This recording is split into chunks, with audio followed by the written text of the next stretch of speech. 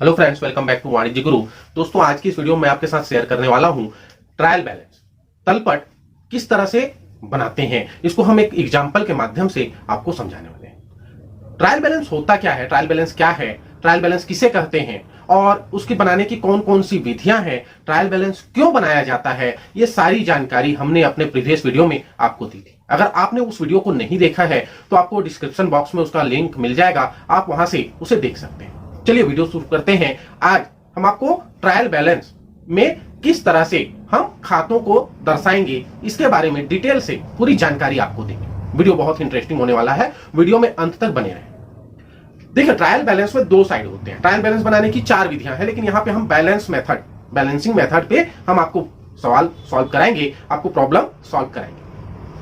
तो balance method से जब हम ट्रायल बैलेंस बनाते हैं तो उसके लिए क्या प्रोसेस है, देखिए उसमें 2 कॉलम होता है अमाउंट लिखने का, एक डेबिट वाला और दूसरा क्रेडिट वाला। तो उसमें से कुछ खातों के बैलेंस ऐसे होते हैं जो डेबिट साइड लिखे जाते हैं और कुछ खातों के बैलेंस क्रेडिट साइड लिखे जाते हैं। हम यहां पर आपको वही चीज क्लियर कराएंगे, वही कॉन्सेप्ट समझाएंगे कि किसको डेबिट साइड लिखना है और किसे क्रेडिट साइड। तो सबसे पहले ध्यान दीजिएगा, सबसे पहले आता है संपत्तियां।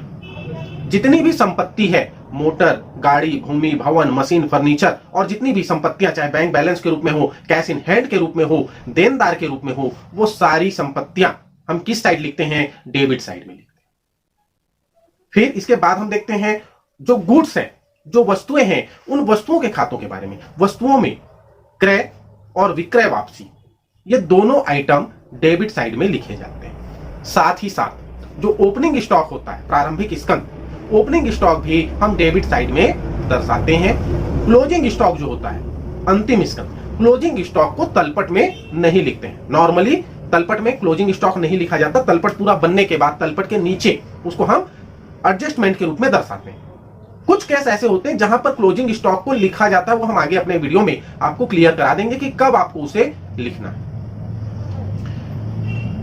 जो व्यक्तिगत खाते होते हैं, राम का, मोहन का, सोहन का, इनमें से जिन खातों के बैलेंस डेबिट होते हैं, अर्थात जिन खातों के डेबिट शेष में अमाउंट अधिक होता है, वो हमारे क्या कहलाते हैं, डेटर्स कहलाते हैं, देनदार कहलाते हैं। और ऐसे खातों के शेष हम डेबिट साइड में दिखाएंगे। बैंक रोकड़ डेबिट साइड में आएगा, ठीक है। इसके अलावा है ना, जितने भी व्यय हैं, एक्सपेंसेस हैं, वेतन के रूप में, किराए के रूप में, मजदूरी के रूप में, ब्याज बट्टा कमीशन के रूप में, अगर वो व्यय है तो उसको भी हमें डेबिट साइड में लिखना होता है। तो डेबिट साइड का कॉन्सेप्ट क्लियर है।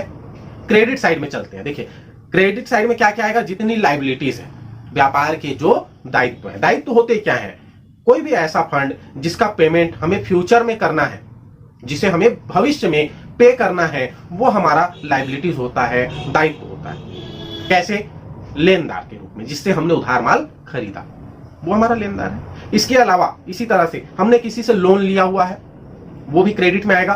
बैंक का ओवरड्राफ्ट है, बैंक अधिविकर्ष से क्रेडिट में जाएगा, ठीक है। इसके अतिरिक्त कुछ पेमेंट करना बाकी है, आउटस्टैंडिंग एक्सपेंसेस है, अदत्त व्यय, क्रेडिट में जाएगा। पूर्व प्राप्त, ठीक है, एडवांस में अगर हमने कोई पेमेंट किसी से ले लिया है तो अब उसके बदले में हमें उसको कुछ काम करके देना पड़ेगा, ये हमारी लायबिलिटीज है। तो ये सारे आइटम क्रेडिट साइड में लिखते हैं। वस्तुओं के खातों में जब हम देखेंगे, वस्तुओं के खातों में हमको सेल्स, विक्रय और परचेस रिटर्न, क्रय वापसी, ये दोनों आइटम हमें क्रेडिट साइड में दर्शाना होता है। और इनकम, जो भी हमको इनकम मिल रही है, रेवेन्यू जो के रूप में हम प्राप्त कर रहे हैं, चाहे वो किराए के रूप में मिले, कमीशन के रूप में मिले, बट्टा या ब्याज के रूप में मिले, अगर मिला है पैसा, हमें आय है, तो उसको भी हमें क्रेडिट साइड में दर्शाना होता है। तो देखिए, दोनों डेबिट और क्रेडिट दोनों साइड के कॉन्सेप्ट क्लियर है।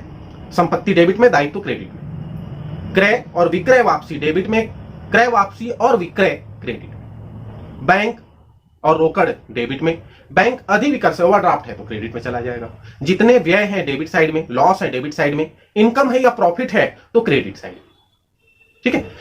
आदत, आउटस्टैंडिंग और एडवांस में मिला पैसा, अग्रिम, पूर्व प्राप्त, क्रेडिट साइड। और प्रीपेड, पूर्वदत्त और उपार्जित, जो अभी तक हमको मिला नहीं है, हमने कमा लिया लेकिन पैसा अभी अप्राप्त है, डेबिट साइड। संपत्ति है क्योंकि ये, तो वो डेबिट साइड में लिखे जाएंगे। चलिए आपको एक प्रॉपर एक एग्जाम्पल के माध्यम से हम आपको समझाने की कोशिश करते हैं कि किस तरह से सवाल हम तलपट का बनाएंगे। ट्रायल बैलेंस में किस तरह से प्रॉब्लम सॉल्यूशन दिया हुआ है। वेतन 3,000 रुपए, भवन 40,000 रुपए, पूंजी 64,000 रुपए, देय विपत्र 11,600, देनदार 16,000 रुपए, बीमा 550, लेनदार 18,100 रुपए, प्राप्त विपत्र 5,000, अप्राप्य ऋण संचिति 1,000 रुपए, बैंक अधिविकर्ष 15,000, प्राप्त कमीशन है 6,000 रुपए, दान है 300, क्रय है 10,000 रुपए, विक्रय 22,000 रुपए, क्रय वापसी 300 रुपए, विक्रय वापसी 700 रुपए और हस्तस्थ रोकड़ कैश इन हैंड ये 62,450 रुपए। ये शेष रमेश मेडिकल की पुस्तकों से लिए गए हैं और इन शेषों से ये जो बैलेंस दिया हुआ है इनसे हमको 31 दिसंबर 2000 को तलपट तैयार करना है। सबसे पहले हम ऊपर हेडिंग डालेंगे तलपट। किसकी पुस्तकों में बना रहे हैं? तो रमेश मेडिकल की पुस्तकों में तलपट। किस डेट को बना रहे हैं? तो डेट है 31 दिसंबर 2000। 31 दिसंबर 2000 को बनाया जा रहा है ये।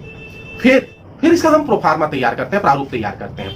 प्रोफार्मा तैयार करते समय पहला कॉलम होता है हमारा पर्टिकुलर विवरण का, सेकंड होता है लेजर फोलियो, खाता पृष्ठ संख्या, खाते के जिस पेज नंबर से हम उठाएंगे वो यहां लिखना है, लेकिन आपको नहीं लिखना है, व्यापारियों से लिखेंगे। फिर नेक्स्ट कॉलम होता है डेबिट वाली अमाउंट का और फिर लास्ट कॉलम होता है क्रेडिट वाले अमाउंट का।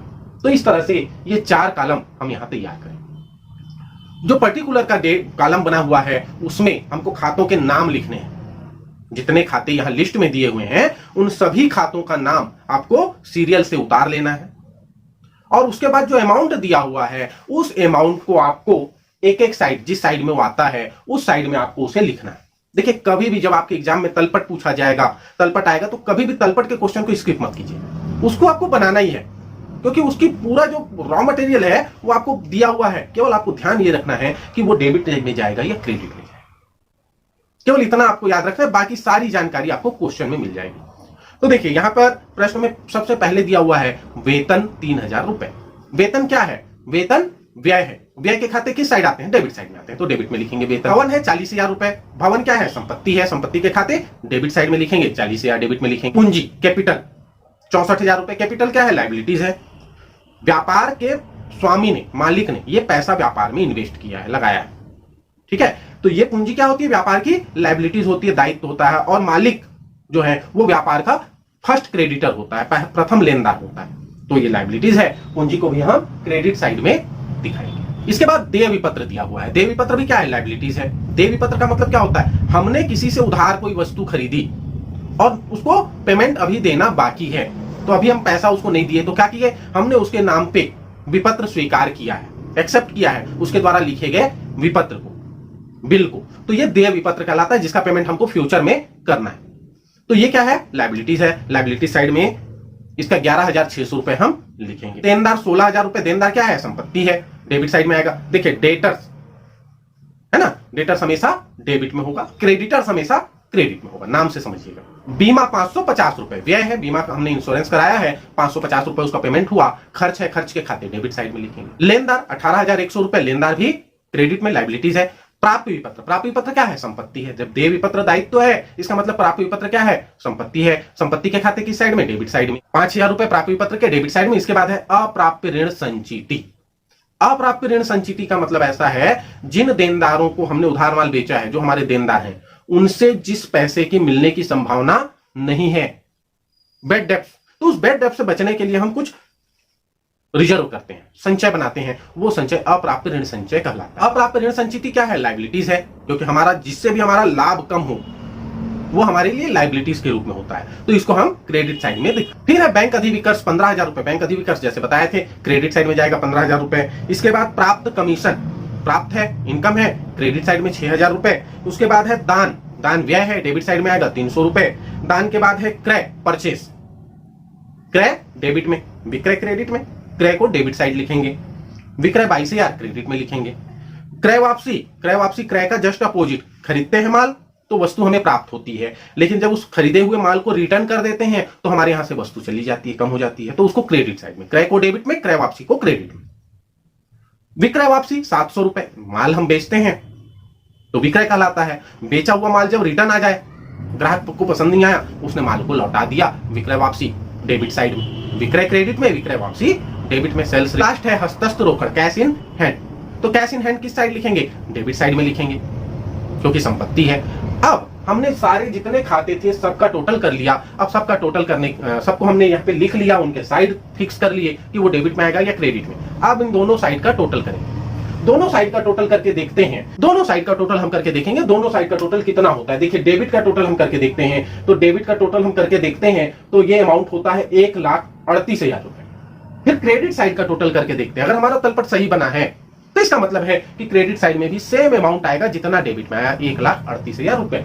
देख लीजिए क्रेडिट का टोटल करके यहां भी सेम अमाउंट 1,38,000 रुपए आ रहा है। इसका मतलब क्या है कि इसका मतलब यह है कि हमने जो तलपट बनाया वो तलपट सही है। और तलपट सही है इसका मतलब क्या है कि हमारे खातों में अशुद्धियों की संभावना कम है।